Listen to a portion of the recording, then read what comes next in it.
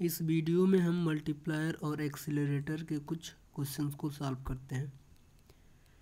Class से related information के लिए आप कांटेक्ट कर सकते हैं 7235850534। यहाँ पे आपको इंफॉर्मेशन मिल जाएगी। यूजीसी नेट किसी भी सेट या कोई भी इकोनॉमिक्स रिलेटेड एग्जामिनेशन की प्रिपरेशन के लिए आप क्लास ले सकते हैं। यहाँ पे आप कांटेक्ट कर सकते हैं। तो चलिए आइए इस क्वेश्चन को सॉल्व करते हैं।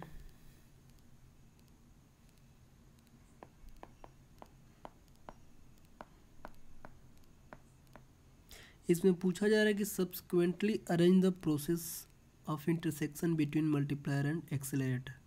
कहा जा रहा है कि मल्टीप्लायर और एक्सीलरेटर का जो प्रोसेस है उसको एक सही क्रम में लगाइए या सही क्रम में रखिए।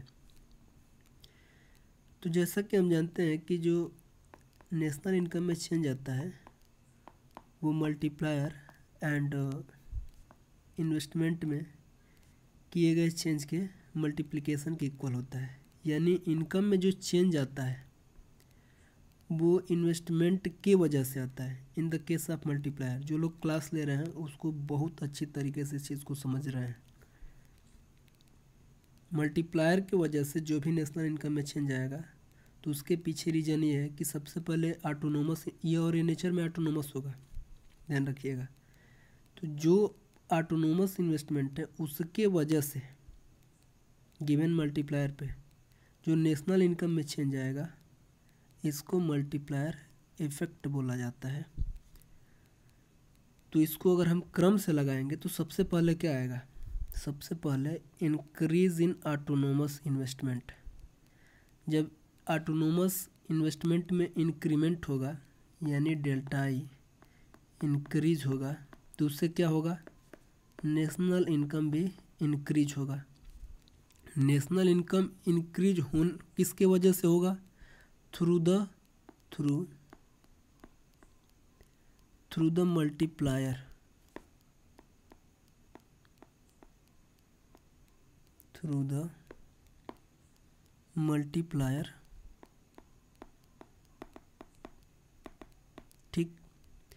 तो दो वाले ऑप्शन के बाद से एक वाला ऑप्शन हो जाएगा।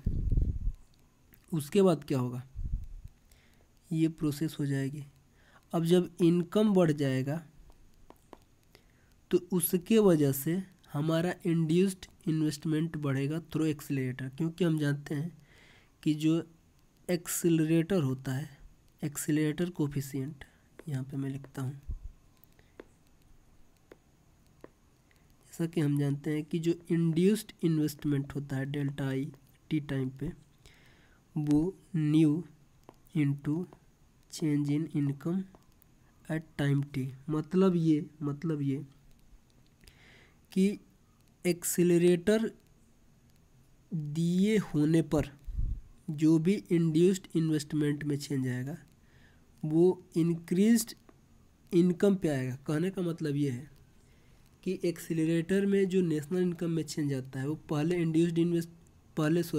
ऑटोनोमस इन्वेस्टमेंट में चेंज आएगा और उसके वजह से इनकम चेंज होगी। लेकिन एक्सीलरेटर के केस में जो इंड्यूस्ड इन्वेस्टमेंट में चेंज आएगा, इसमें जो चेंज आएगा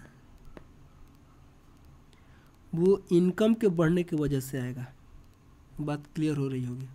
ये फार्मूला है। जो लोग क्लास ले रहे हैं उनको ये बात बहुत ही अच्छे से समझ आ रही है। तो इसलिए, और ये किसकी वजह से हो रहा है? एक्सेलरेटर कोफिशिएंट, जिसको इंक्रीमेंटल कैपिटल आउटपुट रेशियो भी बोला जाता है। इसको मैं और डिटेल्ड में नहीं बताना चाहूँगा। तो उसके बाद ये आ जाएगा थर्ड वाला ऑप्शन, क्रम में आएगा। और उसके बाद इंक्रीज इन एग्रीगेट डिमांड। अब जब ये प्रोसेस इनकम बढ़ने से इंड्यूस्ड इन्वेस्टमेंट बढ़ा, अब इसके वजह से जो एग्रीगेट डिमांड है वो इंक्रीज होगी। तो 2, 1, 3, 4, इसलिए ऑप्शन बी ठीक है। ये आई होप क्लियर हुआ होगा। 55 नंबर क्वेश्चन में पूछा जा रहा है, जर्सन में कहा जा रहा है कि the open economy Keynesian multiplier is less than the closed economy Keynesian multiplier. तो क्लोज्ड इकोनॉमी में जो मल्टीप्लायर की वैल्यू होती है, यहाँ पे हम सिंपल मल्टीप्लायर को कंसीडर करेंगे। तो जो dy बाई डी आई यानी के इक्वल 1/1 माइनस बी, यहाँ पे जी बी जो है MPC है, ठीक। फॉरेन ट्रेड मल्टीप्लायर, फॉरेन जो ट्रेड मल्टीप्लायर होता है उसका दो फार्मूला बनता है। क्लास में बहुत अच्छे से इसका डेरिवेशन भी कराया गया है। एक तो लमसम टैक्स के केस में, तो उस केस में फॉरेन ट्रेड मल्टीप्लायर यानी KF की जो वैल्यू होती है वो होती है 1/में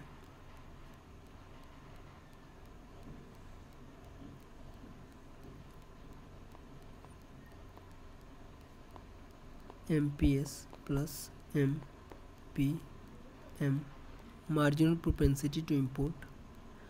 और प्रोपोर्शनल टैक्स के केस में,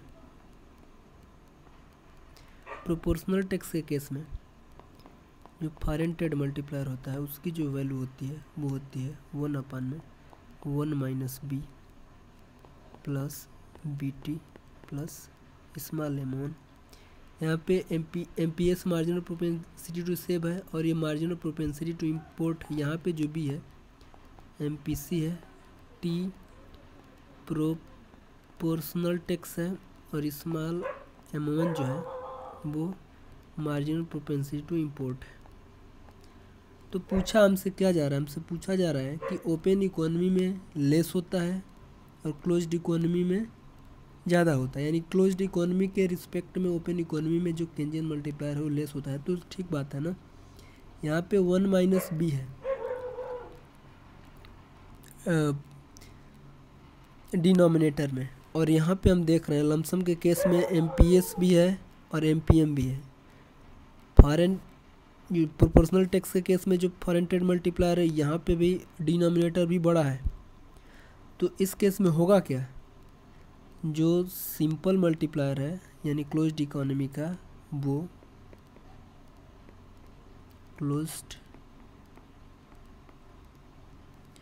मोर देन ओपन इकोनॉमी का हो जाएगा। तो ये असर्शन तो पूरी तरीके से ठीक है। रीजन में कहा जा रहा है कि the marginal propensity to import is always greater than the marginal propensity to consume. तो ये तो बात बिल्कुल ही गलत बात है। तो इसका मतलब जो इसका आंसर होगा वो हो जाएगा ए सही है और आर गलत है।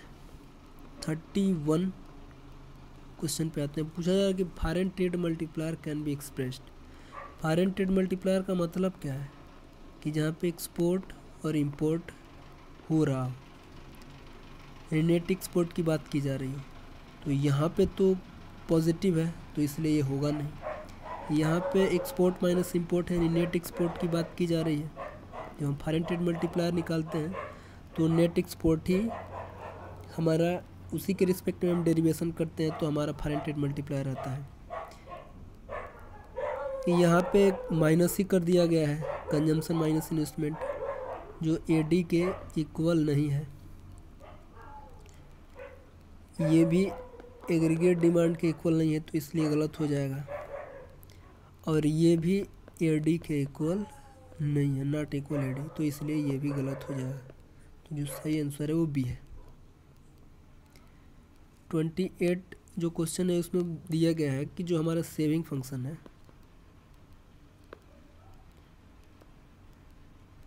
सेविंग फंक्शन है 150 प्लस 0.25y।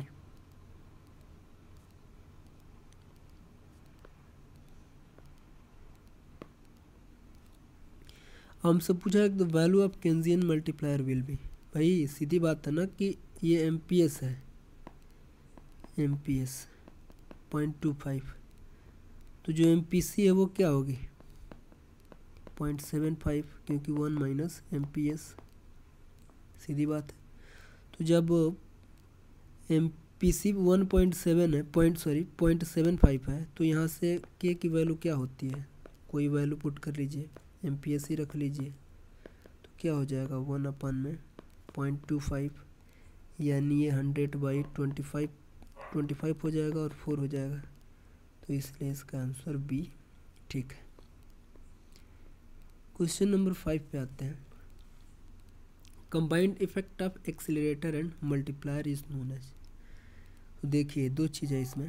पहली बात तो ये है कि जब इसके कंबाइंड इफेक्ट को अगर इसको मिला दिया जाएगा, यानी एक्सीलरेटर प्लस मल्टीप्लायर, यानी इसका मैथमेटिकल अगर एडिशन हो रहा है तो इसको सुपर मल्टीप्लायर बोला जाता है।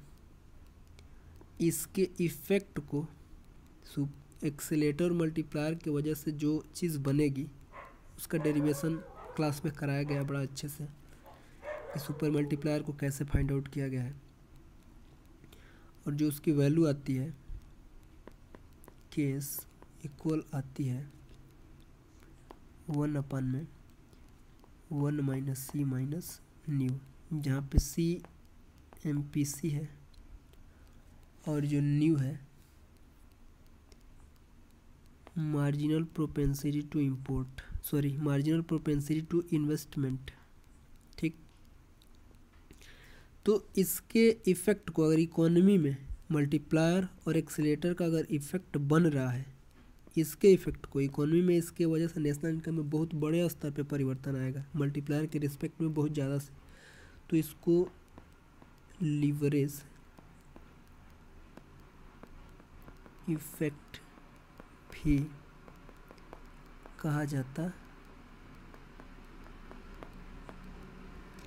तो यहाँ पे लीवरेज इफेक्ट तो है नहीं और इसके मैथमेटिकल एडिशन को सुपर मल्टीप्लायर कहा जा रहा है, लेकिन यहाँ पे इफेक्ट लगा दिया है, इसलिए ये ऑप्शन करेक्ट है।